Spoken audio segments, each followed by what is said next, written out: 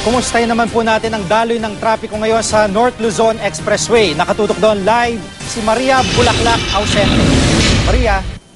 Yes, Gigi, tuloy-tuloy pa rin naman ang daloy ng mga sasakyang tumatahak dito sa North Luzon Expressway at ayon naman dito sa Traffic Control Room ay wala namang malaking aksidenteng naitala ngayong araw.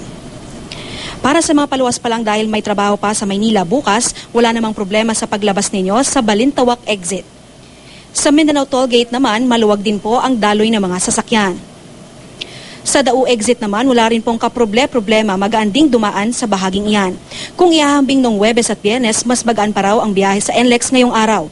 Payo ng TMC sa mga motorista kung maaari, iwasan na ang pagsabay sa bulto ng mga magsisiuwian sa Miyerkules Santo, April 4. May Holy Week Express lanes naman mula alas 2 ng hapon ng April 4 hanggang alas 5 ng hapon sa April 5 upang maiwasan ang build-up. Imbes na magbayad sa entrance at exit, pwede nang bayaran ng buo ang toll pagpasok sa Balintawak o Mindanao Tollgate.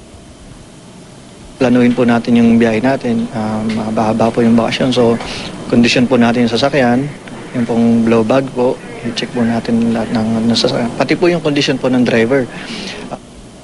Samantala, Gigi, meron namang motorist assistance program din sa ilang gasolinahan ng NLEX kung saan libre roon ang tubig at wifi habang naka-stop over mula April 4 hanggang April 9. At yan muna ang latest mula dito sa Traffic Control Room ng North Luzon Expressway. Gigi?